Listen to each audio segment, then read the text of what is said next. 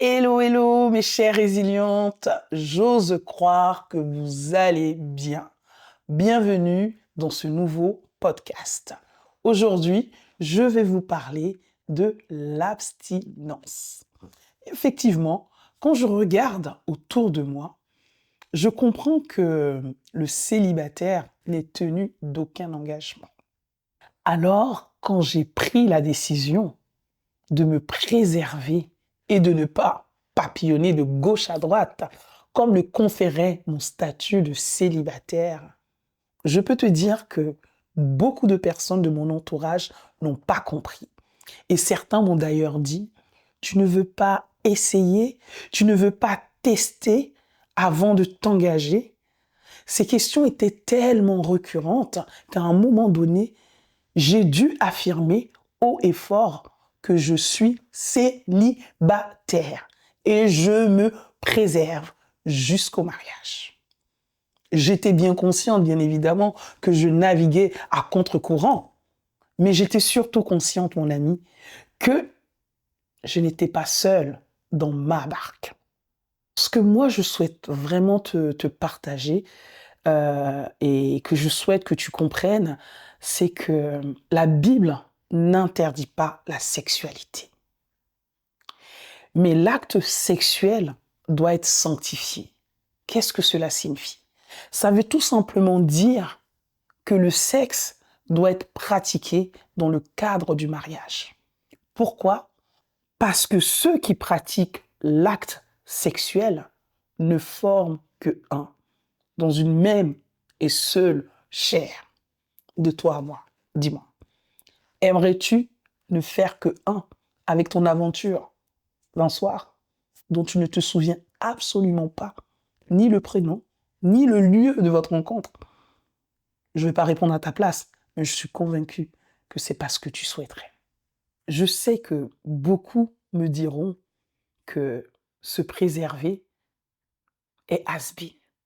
Se préserver fait de moi quelqu'un de has-been. Mais je pense tout simplement que cela démontre mon engagement de être avec une personne de manière exclusive et de, de m'unir en fait à la fois devant Dieu et devant sa parole. Et très sincèrement, c'est quelque chose que Dieu agrée et c'est quelque chose que Dieu bénit. Je sais que certains me diront que la nature a horreur du vide et que certains besoins naturels ont besoin d'être assouvis. Je le sais et j'en suis consciente. Et j'ai d'ailleurs développé certaines méthodes lorsque ma chair me titille parce que je suis humaine. Vois-tu, si j'étais assise, je me lève. J'essaye de bouger, de faire du sport, de danser, d'écouter de la musique, de chanter, de faire de la natation. Je parle également avec des personnes qui partagent les mêmes valeurs que moi. Et bien évidemment, en tant que chrétienne, je prie parce que je suis consciente que le Seigneur peut m'aider à vivre de manière paisible ce temps d'abstinence. Alors, si comme moi, tu souhaites t'abstenir, non pas pour faire plaisir aux autres, mais pour honorer ton Dieu et sa parole, je t'encourage profondément à mettre en place ces quelques billes que je t'ai données, à te confier à quelqu'un, à partager vraiment tes défis, à faire du sport, à être constamment en activité et surtout à beaucoup prier pour demander la grâce et le secours, l'aide de Dieu durant ce temps d'abstinence.